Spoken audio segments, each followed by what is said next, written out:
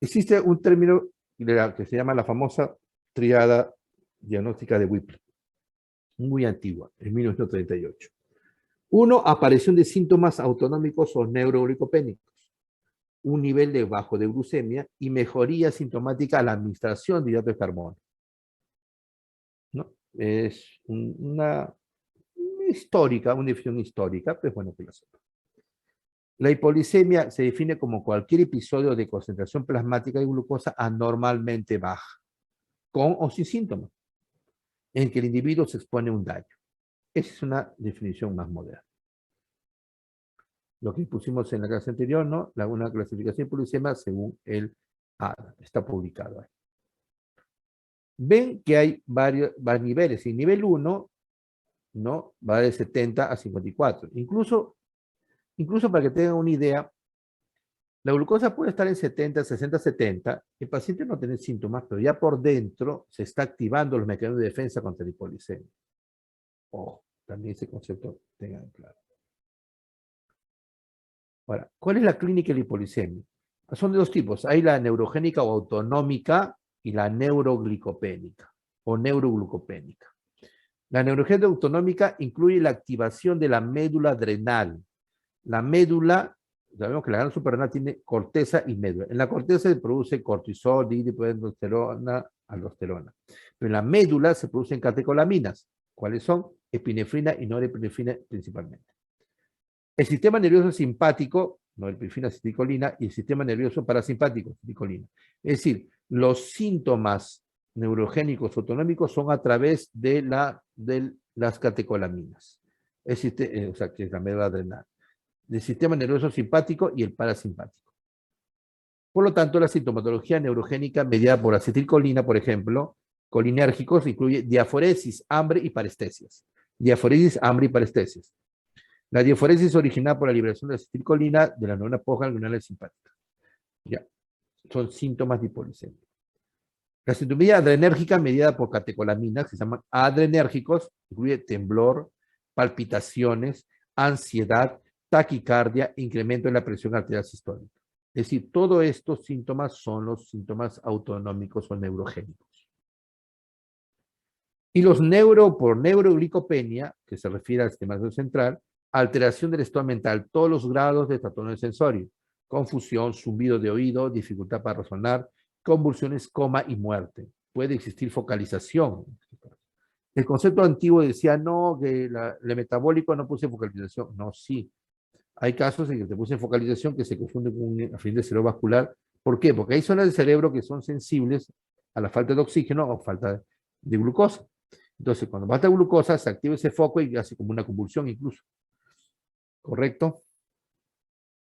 Entonces, son todos esos síntomas. Son los mismos síntomas parecidos a una reacción aguda, un estrés, etc. ¿Por qué? Porque el sistema que lo activa es similar, es igual el mismo. La médula adrenal, el nervioso simpático y el parasimpático. El sistema que defiende nuestro cuerpo contra la hipoglicemia se activa a niveles plasmáticos de entre 65 y 70. Tú no sientes nada, pero se activó. Mientras que los síntomas aparecen a niveles de 50 a 55. Y la disfunción cognitiva se inicia con niveles de 45 a 50. No olvidarse. O sea, los síntomas 50 a 55, neuroglicopenia entre 5 a 50, y se activa todo el sistema regulador entre 65 y 70.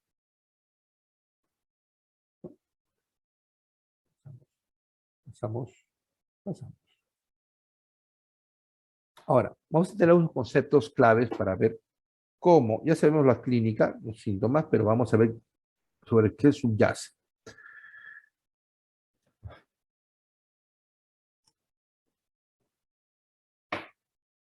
Estado de buena nutrición. Ojo. Un paciente sano, normal. Inmediatamente después de una comida rica en calorías, la glucosa, los ácidos grasos y los aminoácidos entran al hígado. Ya hemos obviado todo el procedimiento digestivo, entran al hígado. La insulina liberada en respuesta a la elevada concentración de glucosa sanguínea estimula la captación de glucosa por los tejidos, cerebro, tejido graso y muscular, porque la insulina es una hormona anabólica de formación de tejidos.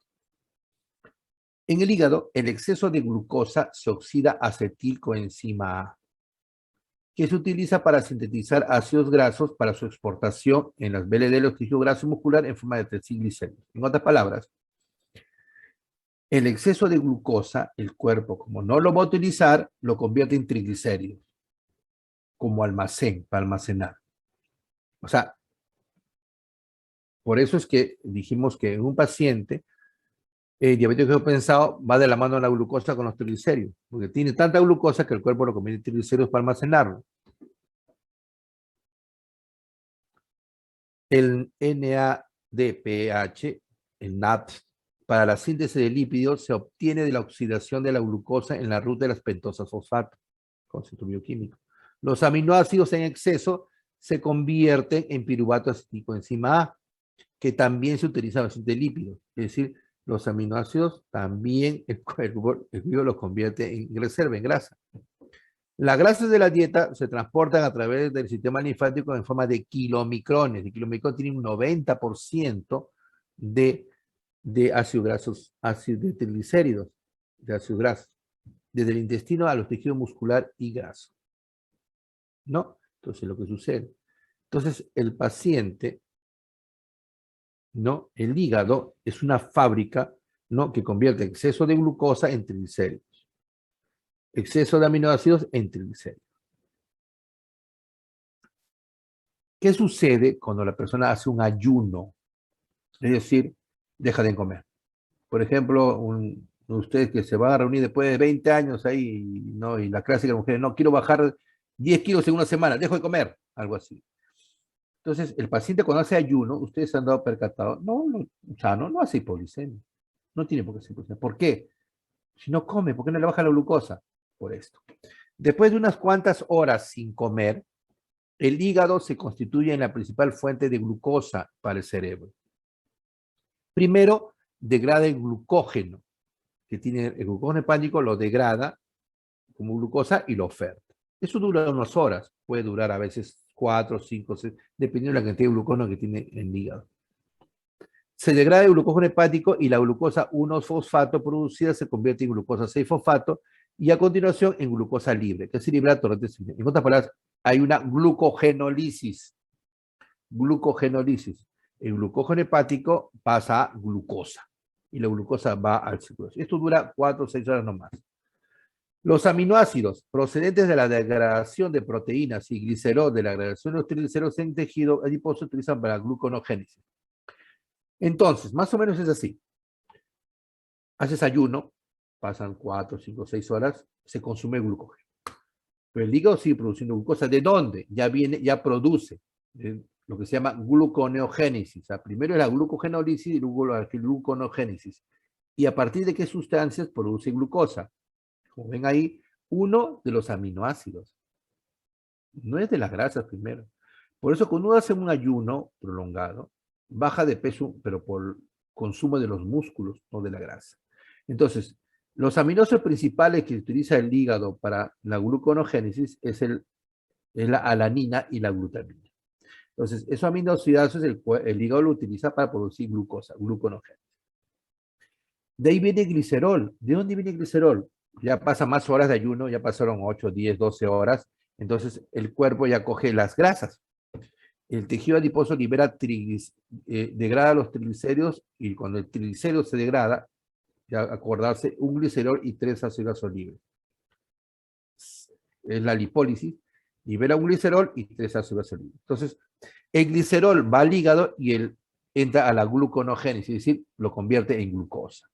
Y los ácidos grasos libres no pasan a glucosa, el hígado los coge y los convierte en cuerpos cetónicos. Es por eso que yo, para comprobar si alguien está haciendo un ayuno prolongado ya 10, 12 horas, le doso cuerpos cetónicos, a veces en orina. Pero eso que hacen huelga de hambre, para comprobar si te ve en huelga de hambre, si tiene cuerpos cetónicos, sí le creo. Si no le encuentro cuerpos cetónicos, está mintiendo, ha comido. El hígado utiliza los ácidos grasos como combustible principal y el exceso de acetilcoenzima se convierte en cuerpos cetónicos. para su exportación, como combustible en otros tejidos. Algunos tejidos lo pueden utilizar. El cerebro es especialmente dependiente de los cuerpos cetónicos cuando el suministro de glucosa es escaso. El cerebro es mosca, o sea, usa glucosa precisamente, pero cuando le falta, utiliza el cuerpo cetónico. ¿No? Luego de consumirse las reservas de carbohidratos, las proteínas se convierten en una fuente importante de glucosa producida por gluconogénesis a partir de los aminoácidos gluconogénicos, como decía, alanina y glutamina. Acá es importante decir que otro órgano también gluconogénico, el principal es el hígado, pero el otro es el riñón. El riñón generalmente es un órgano gluconogénico, pero que se activa generalmente después de las 10 horas. O sea, el riñón me defiende de los ayunos prolongados. Por eso es que, ojo, que el paciente renal no te soporta ayunos prolongados. Le baja la glucosa, porque el hígado ya no jala más, 10, 12, 14, el hígado ya no jala más y el riñón toma la batuta. Y como el riñón no está dañado por la enfermedad renal crónica, el paciente hace hipoglicemia. Hay un llamado ciclo de Cori, que usted recuerda en bioquímica. El músculo también tiene glucógeno, pero el glucógeno del músculo, el músculo carece de la enzima para que llegue hasta glucosa, solo llega hasta lactato, solo le falta la última enzima para llegar a glucosa. Esa es pregunta típica de bioquímica. Entonces, llega solo hasta lactato. Entonces, el exceso de lactato es liberado a sangre. Por eso se dice que cuando hay calambres tiene exceso de lactato. Entonces, ese lactato llega a sangre, el hígado coge el lactato y entra gluconogénesis y lo convierte en glucosa. Y la glucosa se la pasa al músculo para que lo consuma. O sea, la fábrica, el hígado es una fábrica muy noble. ¿Ya? Entonces, resumamos, ¿cuáles son las sustancias utilizadas para gluconeogénesis hepática? El glicerol, los aminoácidos, el lactato. El glicerol, la alanina glutamina y el lactato. Que el hígado los convierte en glucosa. Entonces, resumiendo, mecanismo de producción de glucosa, tenemos a la glicogenólisis o glucogenólisis, que es la reacción de glucógeno hepático, en glucosa. En el hígado, en el músculo no, llega solo hasta el lactato. Y la gluconeogénesis, ¿no? El lactato y piruvato, los principales sustratos para la gluconeogénesis, el lactato, como les dije, los aminoácidos y el glicerol. ¿Correcto? Este resumen. Ya, no olvidarse. También fisiopatología. Ahora, rapidito, algo de fisiopatología ya más moderno. Fisiología integrada de la contrarregulación de glucosa. ¿No? Contrarregulación. O sea, cómo el cuerpo se defiende de la hipoglicemia. Mecanismo que previene o corrige normalmente la hipoglicemia en humanos. Primera defensa. Disminución de la secreción de insulina por células beta. Va bajando la glucosa, entonces el cuerpo produce menos insulina. Con la insulina con hipoglicemia. Segunda defensa, incremento de la secreción de glucagón por las células alfa. El glucagón es la hormona hiperglicemiante por excelencia. Tercera defensa, crítica, cuando la secreción de glucagón es deficiente. Incremento de secreción de epinefrina por el medio suprarrenal. Porque en diabéticos, por ejemplo, en diabéticos crónicos, dañan también su producción de glucosa por neuropatía. Entonces también carecen de esa defensa. Depende mucho de la medida suprarrenal. Pero no olvidarse, la primera defensa, bajar la insulina. Segunda defensa, aumentar el glucagón. Y tercera defensa, cuando ya no funciona eso, las catecolaminas. Si las tres defensas fisiológicas fallan, se desencadena una muy intensa respuesta simpatoadrenal y una defensa conductual, ingesta de carbohidratos. Como ya no puede, el cuerpo busca, tengo que consumir glucosa. Ya, pasamos. Ya. Acá hay un resumen ya fisiológico, lo que le digo. La medición de insulina, cuando la glucosa está en 80-85, el cuerpo baja la insulina. Cuando está en 65-70, aumenta el glucagón. ¿No? Y después la epinefrina. Cuando sigue bajando, comienza el cortisol y GH. Los síntomas 50-55 y disminución de la conexión, o sea, trastorno sensorio menor de 50. Este cuadro, por favor, lo estudian, lo aprenden. La clase es un lo activo hasta las 8, así que me quedan 20 minutos. Ya, entonces ustedes ven RA, RC, van acá. RA es tasa de producción de glucosa por hígado y riñones. RD, tasa de consumo de glucosa, utilización de glucosa por tejidos dependientes de insulina, músculo. RC, tasa de depuración de glucosa por tejidos dependientes de insulina. Entonces, los conceptos fisiopatológicos están acá. ¿Qué efecto? El umbral glicémico en las cuales baja la insulina, aumenta el glucagón, aumenta la epinefrina, aumenta el cortisol. Ejemplo, pregunta, ¿no? ¿A qué nivel aparecen los síntomas de hipoglicemia? 50-55. ¿Y cómo el cuerpo trata de corregirlo? ¿No? Ingestión de alimentos, ¿no? Disminución de la cognición, menor de 50. Está claro en este cuadro. ¿Ya? Este cuadro se lo dejo para que lo revisen bien. ¿Ya? Por favor. Este cuadro. ¿Ya? Contrarregulación de glucosa en el cerebro. Glucosa es el combustible cerebral bajo condiciones fisiológicas, el preferible con fisiológicas. Aunque el cerebro humano adulto constituye solo el 2% del peso corporal, es responsable del 20% del consumo total de glucosa. O sea, comparado con su peso, consume gran cantidad de glucosa. La sobrevivencia del cerebro requiere una fuente continua de glucosa. Las neuronas normalmente oxidan el lactato, así como la glucosa, pero el lactato en gran proporción proviene del metabolismo de la misma glucosa. La mayor parte de la glucosa proviene de la circulación, una fracción proviene del glucógeno de los astrocitos. Ustedes se acuerdan de la glía, los astrocitos, tienen algo de glucógeno para defender al cerebro. El cerebro puede usar otros combustibles en caso de emergencia, cuando sus niveles plasmáticos se encuentran muy elevados, como los cuerpos cetónicos, ayuno prolongado y lactancia en infantes. El lactato en ejercicio vigoroso, porque ya sabemos que en ejercicio vigoroso se consume el glucógeno muscular y se degrada al lactato. A un nivel elevado, fisiológico, ligeramente subfisiológico, ejemplo 65 miligramos por decilitro, de concentración de glucosa plasmática. ¿Qué sucede? La tasa de transporte de glucosa en sangre al cerebro excede la tasa de metabolismo de glucosa cerebral. O sea, no hay problema. Para disminuir el metabolismo cerebral de glucosa se requieren concentraciones de glucosa plasmática menor de 54. ¿Correcto? Menor de 54.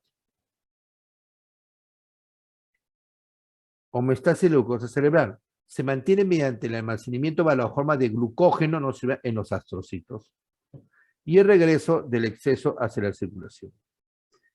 Estudios sobre cerebros humanos y sustratos utilizados durante la hipoglucemia son limitados. La evidencia sugiere que la fuente de energía alternativa, primero es el lactato. Su oxidación podría mantener el 5 a 10% del crecimiento metabólico neuronal. Estudios en humanos. A un nivel de 54 de glucosa plasmática, el metabolismo oxidativo cerebral no decrece. La relación entre la concentración de glucosa plasmática y cerebral durante la euglicemia e hipoglicemia es lineal. Y su extrapolación indica que la concentración de glucosa cerebral puede llegar a cero solo cuando la glucosa plasmática llega a menor de 36. ¿Ya? Esto lo analiza, en la clase se le da a la delegada y lo he dicho que lo reparto a todos ustedes. Ya son conceptos fisiológicos y fisiopatológicos importantes. El metabolismo cerebral de la glucosa, medido por PET scan, decrece solo a concentraciones de glucosa plasmática de 45, demostrando que el umbral glicémico para disminuir el metabolismo cerebral de glucosa es menos de 54, pero mayor de 45. O sea, este es el rango crítico. De ahí se dan cuenta que ustedes salen los valores que ustedes ven en los consensos, salen de estos estudios. No salen de la nada. Durante la hipoglicemia leve y moderada, el metabolismo oxidativo cerebral se mantiene por 90% del transporte de glucosa a la circulación, los GLUT. Acuérdense que los GLUT son proteínas transportadoras de glucosa. Por ejemplo, la insulina viene, estimula toda su cascada de receptor y estimula la producción de los GLUT. El GLUT va a la membrana y mete glucosa. 10% de glucógeno cerebral, glucosa y lactato. La concentración de glucógeno cerebral es el 1% de glucógeno hepático y 10% de glucógeno muscular. ¿Y dónde está el glucógeno cerebral? En los astrocitos, no olvidarse. Por lo tanto, esta respuesta contrarreguladora de cortisol luego de la hipoglicemia induce una contrarregulación defectuosa de un episodio de hipoglicemia subsiguiente. Es lo que se ha observado. Si yo tengo una hipoglucemia severa en un paciente diabético o un paciente. Este paciente tiene alto riesgo de tener una hipoglucemia posterior, días después, ¿no? Ahora, y ese riesgo es mucho mayor en las cuales la respuesta de cortisol está afectada. ¿Y en quién está afectada la respuesta de cortisol? En aquellos diabéticos muy crónicos. Ustedes tienen familiares diabéticos, han observado que hay pacientes diabéticos muy crónicos que cuando le baja la glucosa no sienten nada. Ya cuando está muy bajo, hasta se desmayan de frente. ¿Por qué? Porque han perdido la respuesta autonómica, la respuesta periférica. Es como si tuviéramos una casa con una seguridad, un cerco de seguridad, ¿no? Entonces viene el ladrón, se le electrocuta, ¿no? Ese es el efecto periférico. Pero en diabéticos crónicos, ese cerco de seguridad ya falla. Ya falla. O sea, no hay un mecanismo de defensa precoz inicial. Entonces, de frente se van a la neuroglicopenia. Esto ya podemos pasarlo. Ya. Bueno, me quedan unos minutos, entonces regresamos acá.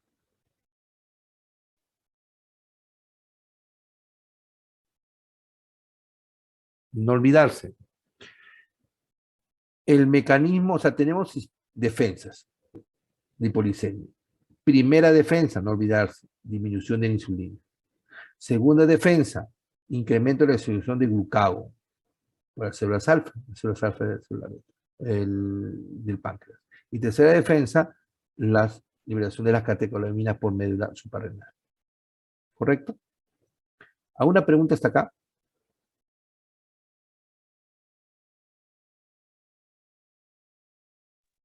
No, doctor. No, todo porque ya se marearon. No, No, o sea, léanlo con calma, pero es bonito esto porque con esto ya van a entender la razón. Lo bueno de la fisiopatología es de que le hace entender lo de la clínica, lo que viene después. Ya, se supone que van a pedir preguntas de examen, ¿no? Entonces yo voy a sacar de las diapositivas, por si acaso. Ya, las preguntas que me pidan a mí, lo saco de las diapositivas. ya. La próxima clase, por eso viernes, la hora la coordinamos con la delegada, veo en qué momento podemos hacer la clase. Ya que creo que es la próxima clase, ¿qué era? ¿Qué tema es la próxima clase? Ya me olvidé, pero ahí lo veo. Ya, listo. Ya. Entonces, si no hay una pregunta, estamos por terminar la clase. Doctor, Gracias, doctor. por si acaso, ¿el índice de HOMA tiene que ver